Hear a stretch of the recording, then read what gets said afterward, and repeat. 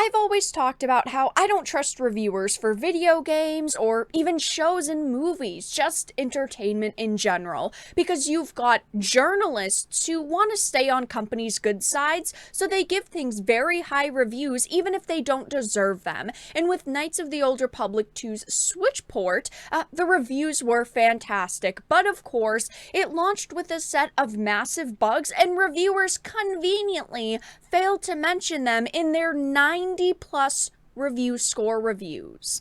I have a bunch of different things to show off, but before we get into the topic at hand, if you enjoy the content that I create, please make sure to subscribe to the channel and hit the notification bell. Follow me on social media like Twitter or mine so that you can see when my content is posted. And of course, if you do really enjoy the videos and the live streams that I create, please consider becoming a Dark Titan via Patreon for just $1 a month, or support the channel via YouTube memberships. All of the links are in the description, and of course, I do really appreciate all of the support.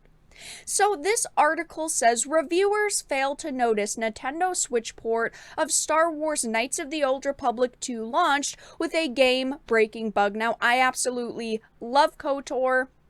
It is one of my favorite series of all time. I've live streamed the first one on the channel. I was pretty excited about this second one's port to the Nintendo Switch. I did intend to purchase it, but for now, I will not be because of the bugs in the issues and just how broken it is. So it says a number of reviewers heaped lavish praise upon the Nintendo Switch port of Star Wars Knights of the Old Republic 2, despite the game releasing with a major game-breaking bug. Now, this isn't very surprising, okay? Many people love Knights of the Old Republic 2. It is a fantastic game. So, of course, the content that is there is already known and it's already very loved. But the thing is that reviewers, okay, should actually be playing this new version of the game, and they should be rating not just the content, because we know we love the content, but they also need to be rating things like the performance. And it seems like they all failed to do just that, which is very suspicious. It says shortly after the port of the 2004 titled release on June 8th, players discovered the game would crash during the Basilisk crash cutscene. Even worse, as this cutscene was played as part of the main story, this bug left players unable to beat the game. This isn't just like a side quest where you could skip it. They could say, hey guys, we're going to put out a patch for this, but just so you know, this side quest is bugged. I would try to avoid it. No, this is part of the main story, meaning you cannot continue the game without getting past this point. It says this failure was acknowledged by Aspyr, the studio who ported the game, after a user tweeted about the issue. Now, the problem here, first of all, is the fact that this version of the game released on June 8th, as it says, but it took them until June 20th to even acknowledge the fact that this bug was an issue. Apparently, they were not responding to emails, they were not responding on social media before that point, and they did tweet out, hi, this is a known issue that will be addressed in the next patch. Well, we cannot provide an ETA at this time. We will definitely let you know when the patch is live.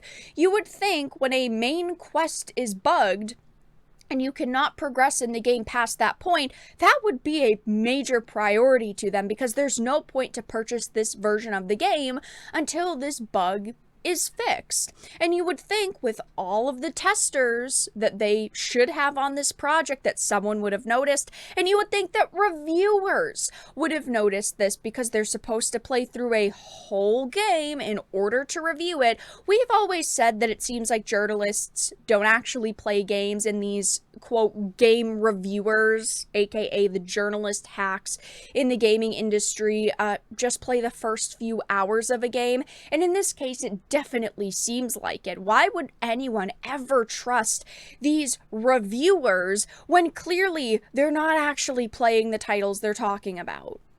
At the time, Aspyr recommended users cheat to get around the issue, saying, for now, our suggested workaround is to warp past the point where the game crashes using the cheats menu, which is a ridiculous thing to suggest, and it's unacceptable, because when you are paying money for a new product, even if it is a port, okay, You expect to get a full experience. I shouldn't have to go into a cheat menu to actually be able to progress in the game.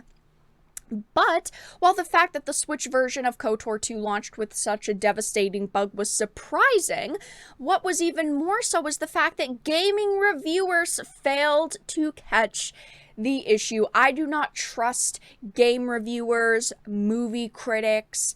It doesn't matter if you're reviewing a product. I don't really trust you at this point, and this is a prime example why, okay? I try to play most of the games that I talk about on this channel. I try to watch the content that I discuss so that I can give my own opinion, because this is the problem with real reviewers. You cannot trust them.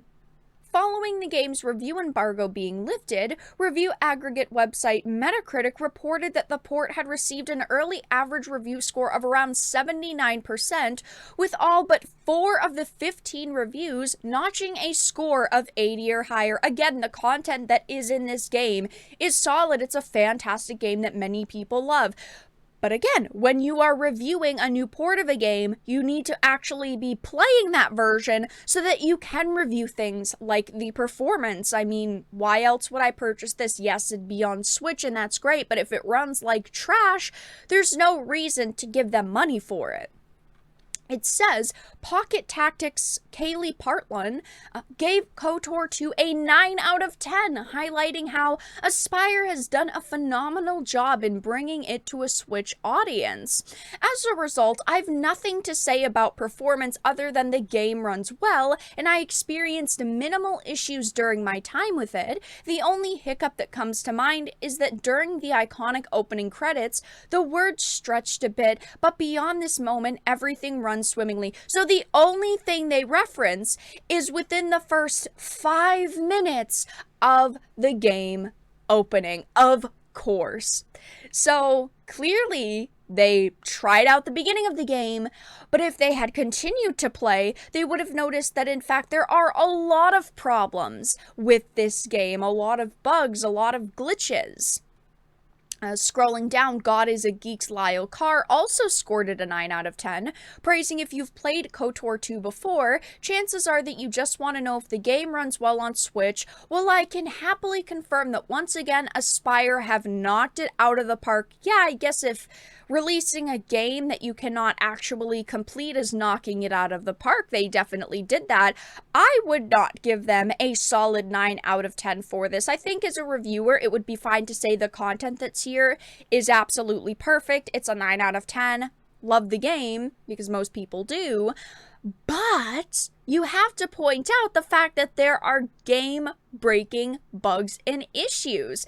Okay, this is absolutely unacceptable, and we have said for years and years, wow, it seems very suspicious that reviewers are giving all these games fantastic scores, and they don't mention the bugs, the glitches, major issues, story points, and plot points that people dislike. No, it always seems like they're just doing their best to please the company as if they're paid reviews, and this definitely comes across this way. But that's all that I really had to talk about in this video. KOTOR 2 launched and it was broken, and conveniently reviewers failed to notice the Switch port of it launched with a game-breaking bug.